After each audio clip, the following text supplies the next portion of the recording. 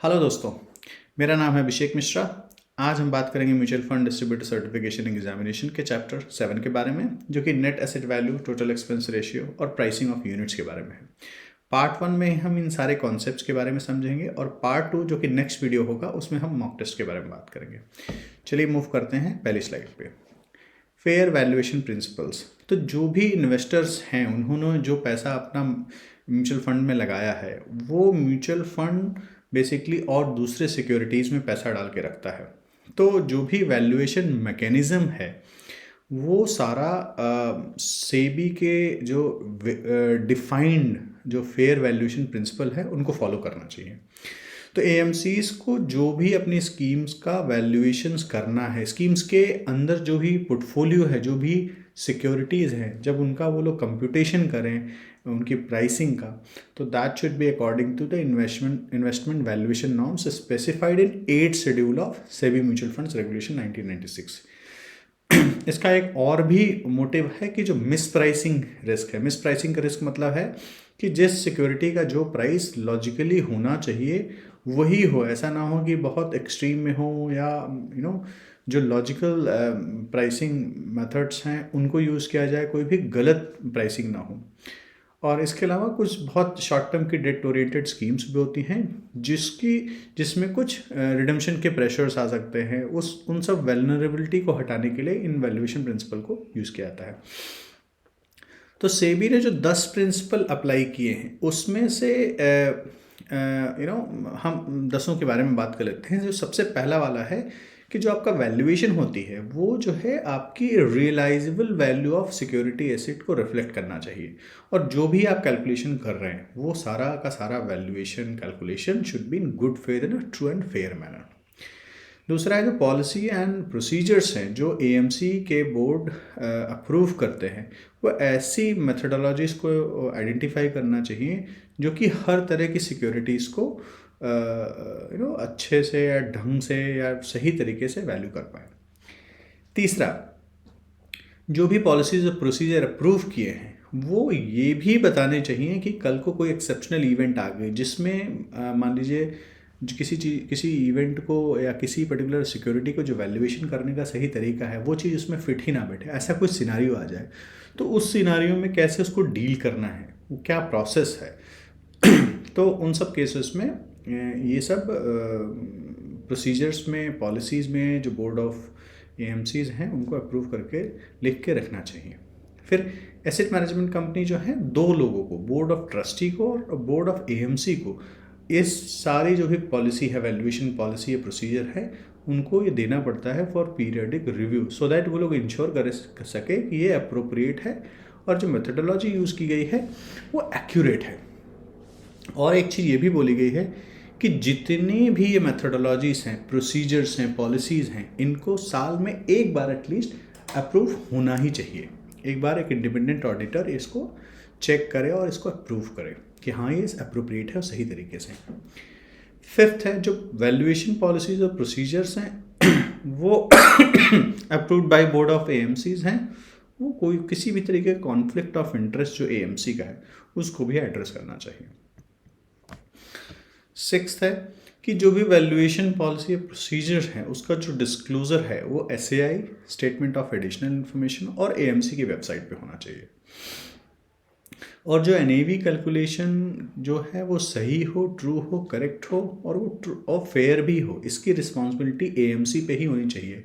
AMC ऐसा नहीं कह सकता कि हमने जो है वैल्यूएशन पॉलिसीज और प्रोसीजर देखो डिस्क्लोज कर दिया है ये कह के वो अपनी इनकरेक्ट जो वैल्यू है एनएवी की उससे बच नहीं सकता है। तो अल्टीमेटली रिस्पॉन्सिबिलिटी एएमसी की ही होती है।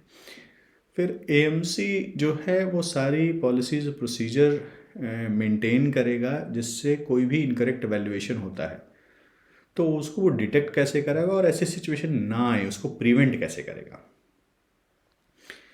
फिर जो भी वैल्यूएशन इंटर स्कीम ट्रांसफ़र से रिलेटेड है उन सब को म्यूचुअल फंड को ऑडिट ट्रेल के लिए स्टोर करके रखना पड़ता है as per regulation 50 of SEBI mutual funds 1996। Debt और मनी मार्केट के वैल्यूएशन में फेयरनेस हो, वो सही वैल्यूएशंस हो, उसके लिए क्या करना होता है, एएमसी को अगर ऑलरेडी वो डेली बेसिस पे प्राइस्ड हो रही तो आप वो यूज़ करिए, और अगर नहीं होती है ऐसा तो आप सिमिलर किसी भी सिक्योरिटी का प्राइसिंग यूज़ कर सकते हो। तो कुल मिलाकर के जो भी वैल्यूएशन है, मेथड है, वो फेयर होना चाहिए। अब मूव करते हैं कि ये तो 10 आपके प्रिंसिपल हो गए हैं जो सेबी ने ले डाउन किए हैं।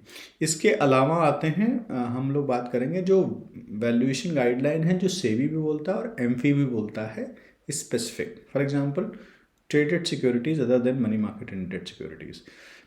तो इसमें वो ट्रेडेड सिक्योरिटीज़ आएंगी, बेसिकली इसे इक्विटी हो गया, एक टाइप हो गया। तो बेसिकली सिक्योरिटी जो है, जो भी स्टॉक एक्सचेंज का लास्ट कोटेड क्लोजिंग प्राइस होगा उसको यूज़ करेंगे। और अगर एक से ज़्यादा स्टॉक एक्सचेंज पे लिस्ट हुई है, फॉर एग्जांपल एनएससी और बीएससी में, तो सिक्योरिटी जो है last coated price, closing price of the stock exchange use करेगा जहाँ सिक्योरिटी प्रिंसिपली ट्रेडेड होती है। तो अगर मान लीजिए वहाँ जहाँ प्रिंसिपली ट्रेडेड है वहाँ ट्रेडिंग हुई ही नहीं, तो जो दूसरा है वहाँ पे दूसरा स्टॉक एक्सचेंज लिस्टेड है वहाँ का प्राइस यूज़ किया जाएगा। और ये बेसिकली एएमसी के ऊपर डिसाइड होता है। एएमसी डिसाइड करती है कि हमारा कौन सा प्रिंसिपली ट्रेडेड स्टॉक एक्सचेंज है ये पर्टिकुलर स्कीम के लिए, वो क्या चूज़ करते हैं। बट जब वो चूज़ करें उसका उनको रीज़न सिलेक्शन जो भी रीजंस लिखे होते हैं उसको राइटिंग में लिख के रखना पड़ता है। फिर traded securities other than money market and debt securities, इसी जो हम पहले बात कर रहे थे इसी का फर्दर है। Once a stock exchange has been selected for valuation of particular security, reason for change of the exchange shall be recorded in writing by AMC। मतलब आप उसको लिख के रखोगे क्यों आपने चेंज किया है, क्या रीज़न है ना। और अगर किसी पर्टिकुलर डे, वैल्यूएशन डे पे सिक्योरिटी ट्रेड ही नहीं है, तो जैसा मैंने पहले बोला था थोड़ी देर पहले कि अनदर स्टॉक एक्सचेंज में जो प्राइस है वो यूज़ करो। अगर वहाँ भी नहीं हुई है तो आप पिछले किसी दिन का जो भी लास्ट प्राइस हो उसको यूज़ कर लो, बट प्रोवाइडेड वो प्राइस जो है लास्ट 30 डेज़ का ही प्राइस होना चाहिए। 30 डेज़ के बियॉन्ड का प्राइस नहीं होना चाहिए। अगर 30 डेज़ के बियॉन्ड का प्राइस होता है दैट उसको हम लोग कैटेगराइज करते हैं नॉन ट्रेडेड सिक्योरिटीज़ में। तो अब हम बात करते हैं जो सेकेंड कैटेगरी है, non traded security other than money market and debt securities. तो बेसिकली ये एग्जाम्पल हो सकता है इक्विटी का। कोई ऐसा शेयर जो लास्ट के 30 दिन में ट्रेड ही नहीं हुआ है, तो उसका कोई कोटेड क्लोजिंग प्राइस ही नहीं है, तो उस केस में उसको नॉन ट्रेडेड सिक्योरिटी बोला जाता है। और नॉन ट्रेडेड सिक्योरिटी जो होती है उसका वैल्यूएशन एएमसी को फेयर और इन गुड फेथ करना चाहिए, और उनके पास ऑलरेडी वो मेथड्स होते हैं वो किस मेथड से उसको वैल्यूएट कर रहे हैं इसका ऑलरेडी उनके पास एएमसी का जो बोर्ड होता है उसने प्रूव किया होता है वो मेथड। अगर हमको गोल्ड और सिल्वर का वैल्यूएशन करना है तो इसमें याद रखना है कि जो LBMA है, लंदन बुलियन मार्केट एसोसिएशन, उनका जो मॉर्निंग का फिक्सिंग प्राइस है इन $US पर ट्रॉय आउंस, और जिसमें गोल्ड की फाइनेस्ट 995 पार्ट्स पर 1000 हो, और अगर यही सिल्वर है तो उसमें डिफरेंस सिर्फ इतना है कि 999 पार्ट्स पर 1000 होनी चाहिए। और अगर कोई और टर्म्स एंड कंडीशंस हैं जो म्यूचुअल फंड रेगुलेशन 1996 में मेंशन्ड है। इस पर्टिकुलर स्लाइड में हम लोग दो कंसेप्ट बात करेंगे, एक है नेट एसेट, एक है टोटल एसेट। तो नेट एसेट बेसिकली क्या होता है, जो यूनिट होल्डर्स का फंड वैल्यू है स्कीम में उसको हम नेट एसेट बोलते हैं। तो नेट एसेट के अलावा बहुत सारी ऐसी इनकम हो सकती है जैसे एक्रूअल इनकम जिसको बोलते हैं, डिविडेंड की इनकम हो, या डेट है तो उसमें इंटरेस्ट इनकम है, वो ड्यू है, मतलब वो आज की डेट में मिलनी है बट अभी तक फिजिकली वो रिसीव नहीं है। या फिर ऐसे रिसीवेबल अमाउंट है कि जैसे पर्टिकुलर कोई सिक्योरिटी हेल्ड की थी उसको बेच दिया, कल ही बेच दिया बट अभी तक पैसा नहीं आया, या सुबह बेचा अभी तक पैसा नहीं आया, तो वो रिसीवेबल अमाउंट है। जब ये रिसीवेबल अमाउंट और जो भी ड्यू डिविडेंड और इंटरेस्ट होता है उनको सम कर देते हैं नेट एसेट में, सो वो बन जाता है टोटल एसेट्स। तो सिंपल लाइन में अगर हमको याद रखना हो, total asset is nothing but net asset plus जितनी भी एक्रूड इनकम है जो अभी तक रिसीव नहीं हुई है, और जो भी शेयर या सिक्योरिटी सोल्ड की है, बेची है, उसमें जो भी रिसीवेबल या एक्चुअल पैसा आना बाकी हो, इसका सम।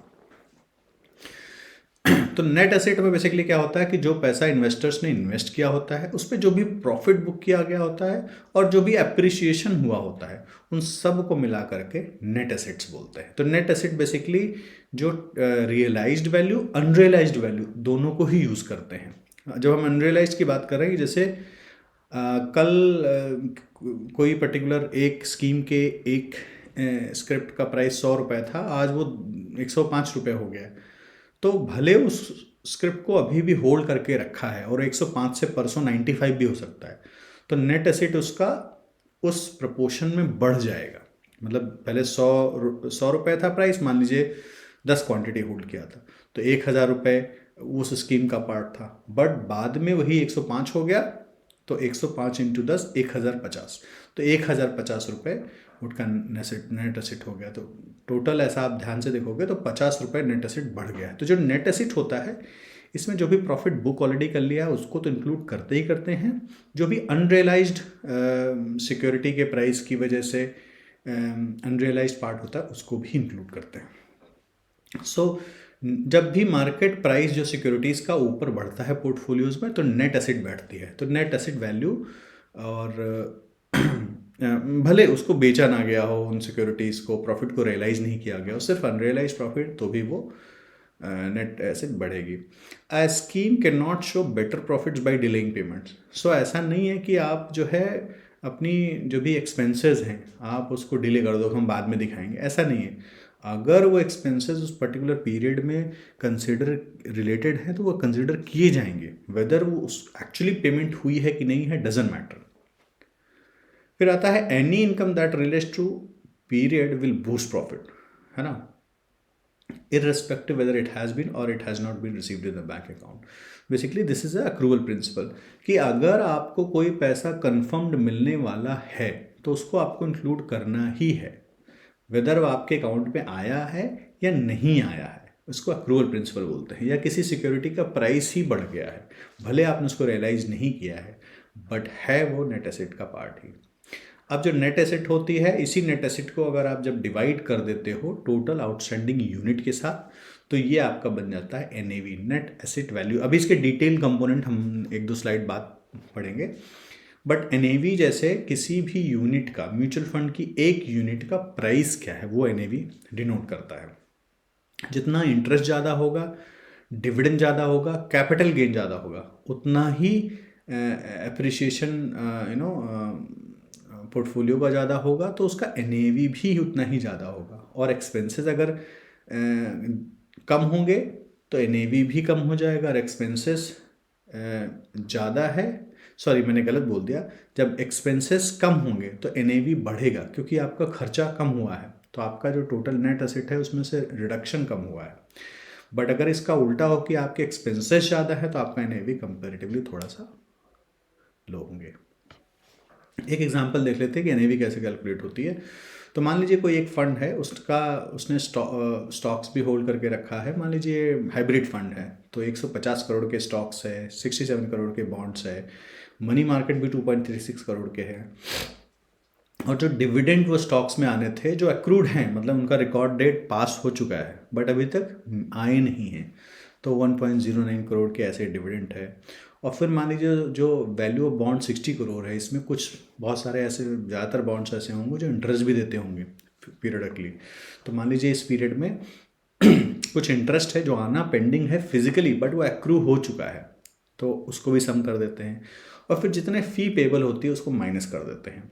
तो आप देखोगे अगर इसका फार्मूला, आपने वैल्यू ऑफ स्टॉक से लेके bond, money market, dividend, interest accrued, इन सबको सम किया है और फिर उसमें से फीस पेबल को माइनस किया है, और इस पूरी नेट एसेट को आपने जो है आउटस्टैंडिंग यूनिट्स जितनी भी हैं उनसे डिवाइड कर दिया है। दिस इज़ हाउ आप एनएवी कैलकुलेट करते हो। मार्क टू मार्केट बेसिकली क्या होता है कि जब भी किसी सिक्योरिटी का वैल्यूएशन किया जाए, उसका कितना प्राइस है तो उसमें, या उसका ओवरऑल वैल्यू कितना है, जब उसको करंट मार्केट प्राइस के हिसाब से वैल्यू किया जाए तो उसको मार्क टू मार्केट बोलते हैं। तो एक दूसरा कॉन्सेप्ट होता है मार्क टू मॉडल। तो मान लीजिए करंट मार्केट वैल्यू पे नहीं किया जाए तो उसका एक मेथड होता है, एक मॉडल बना के रखा जाता है। उस मॉडल में कुछ वेरिएबल्स यूज़ करके कुछ जो चीज़ें बदलती रहती हैं उनको वेरिएबल्स बोलते हैं, तो उनको उनकी वैल्यूज़ चेंज करके आप उनका मार्क टू मॉडल के हिसाब से प्राइसिंग करते हो। अब जब भी आप फ्रेश यूनिट जो है प्राइस लोअर देन एनएवी पे आप इशू करोगे तो in the then NAV will result in post issue NAV will come down for all investor. तो मान लीजिए आपने जो यूनिट्स इशू किए हैं वो आपने जो एक्चुअल एनएवी है उसके प्राइस से कम किया है, तो बेसिकली क्या हुआ, आपका एवरेज जो एनएवी होगा वो नीचे आ जाएगा। और सिमिलरली जब आप रिडीम कर रहे हो यूनिट्स, प्राइस जो भी एनएवी का प्राइस है उससे लोअर पे, तो वो आपके रिमेनिंग जो इन्वेस्टर्स हैं उनके लिए एनएवी को बढ़ा देगा।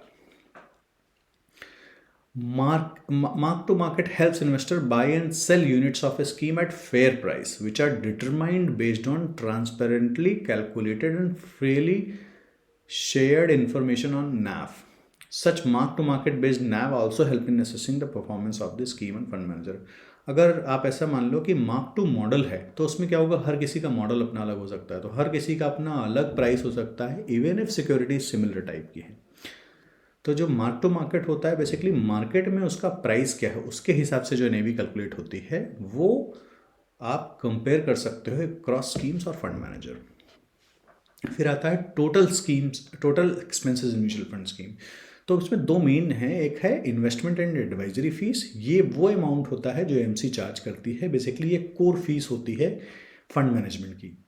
इसके अलावा बहुत सारे रिकरिंग एक्सपेंसेस होते हैं जिसमें marketing and selling expenses including agents का commission, brokerage and transaction cost, RTA का कॉस्ट, फी और expenses of trustee, audit fee, custodian fee, investor communication से रिलेटेड जो कॉस्ट है, cost of fund transfer from one location to another one, cost of providing account statement, dividend cheques, warrant, कोई insurance premium है, या अगर किसी fund को terminate करना है तो उसका वाइंडिंग अप कॉस्ट होगा, जितने भी स्टैचुरी एडवर्टीजमेंट होते हैं, या अगर आपने gold silver exchange traded fund रखा है उसमें एक्चुअली फिजिकली स्टोर किया है गोल्ड सिल्वर को तो उसके हैंडलिंग चार्जेस या उसके स्टोरेज चार्जेस।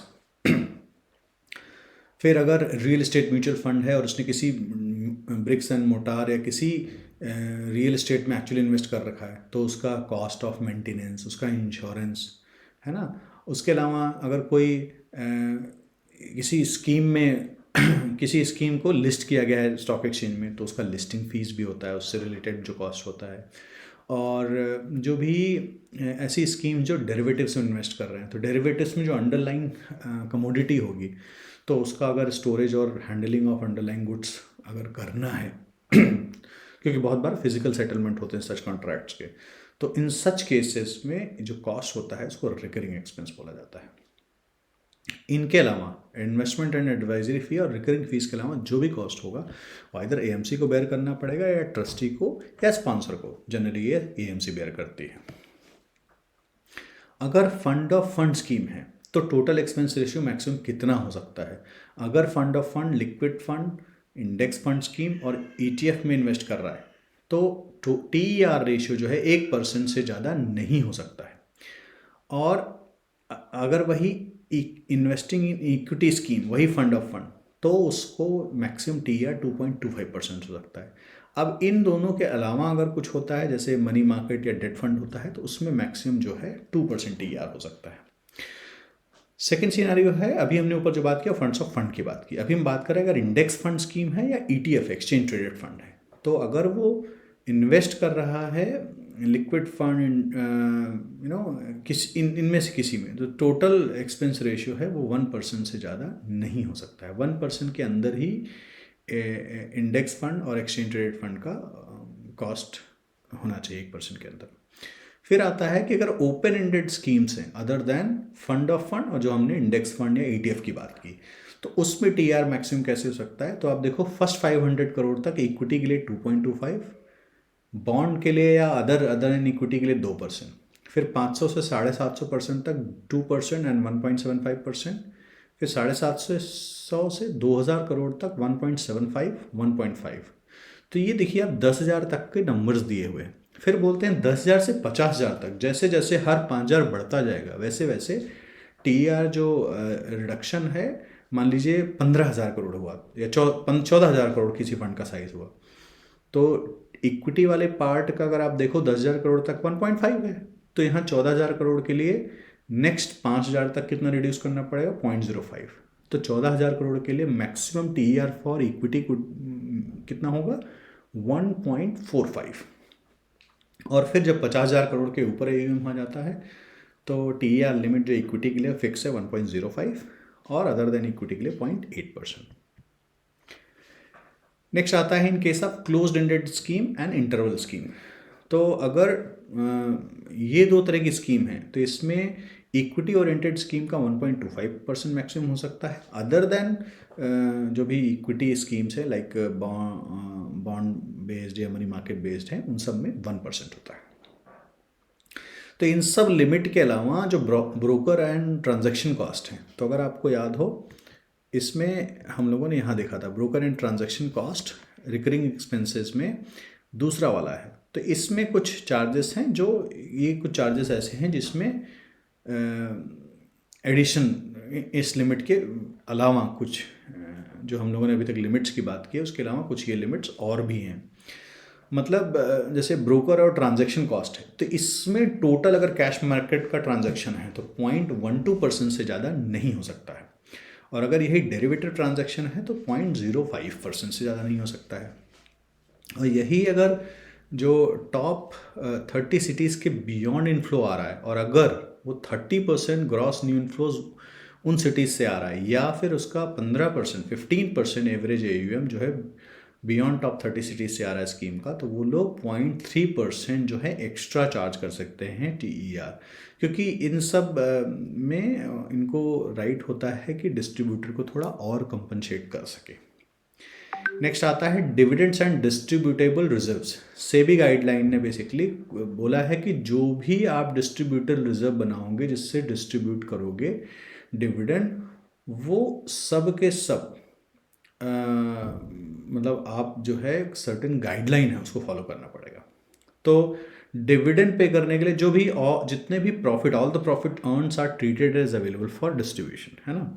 अब जो वैल्यूएशन गेन्स हैं उनको इग्नोर करते हैं, बट जो वैल्यूएशन लॉसेस होते हैं उनको प्रॉफिट्स के अगेंस्ट एडजस्ट किया जाता है।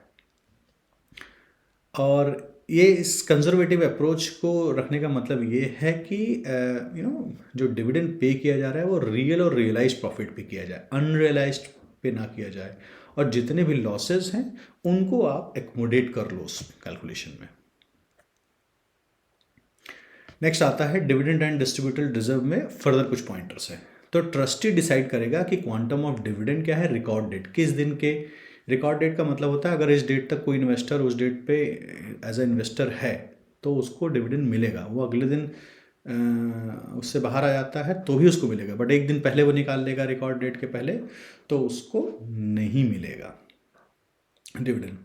और जो भी डिविडेंड्स होते हैं अप टू मंथली फ्रीक्वेंसी, मान लो वीकली है या डेली है या मंथली फ्रीक्वेंसी है, तो ट्रस्टी ये काम पूरा AMC के ऑफिशियल्स को डेलीगेट कर देते हैं, बट बाद में उनको ये सब रेटिफाई करना होता है नेक्स्ट जो भी फॉलोइंग बोर्ड मीटिंग होती है।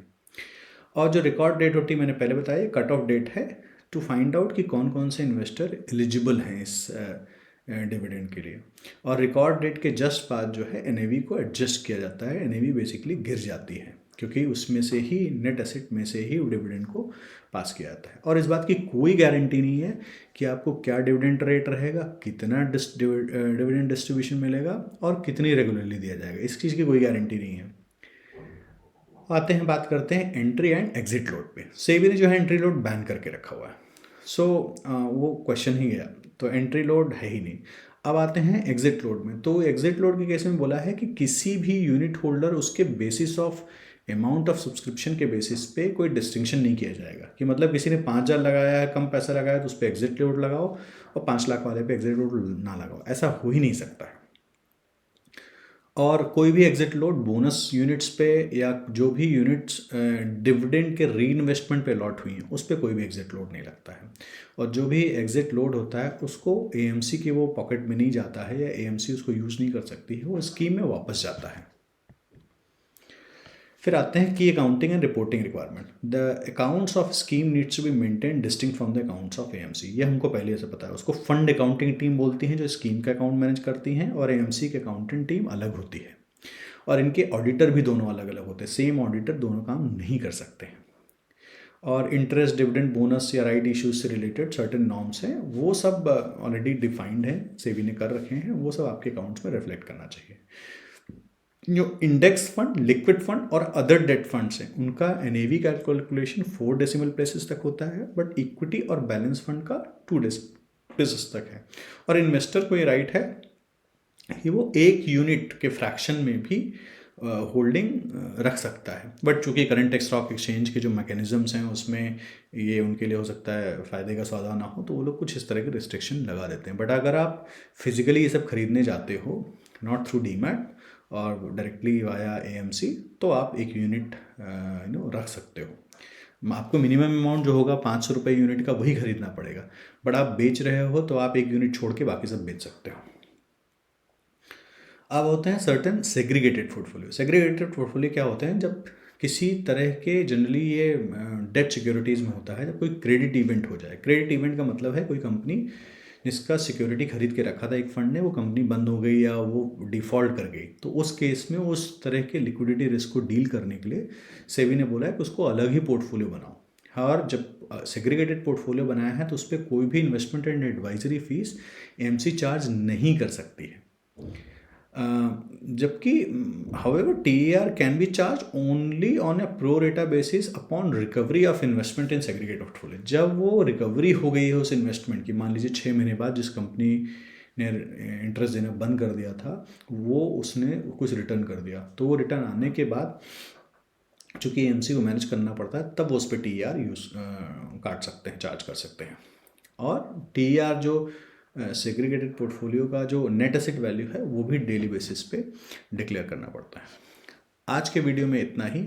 अगर आपको वीडियो पसंद आया तो प्लीज़ लाइक एंड सब्सक्राइब। अगले वीडियो में हम लोग इसके मॉक टेस्ट के बारे में बात करेंगे, सो दैट जो भी कॉन्सेप्ट्स आज पढ़े हैं वो हम लोग को अच्छे से क्लियर हो जाए। तब तक के लिए thank you very much. Bye bye.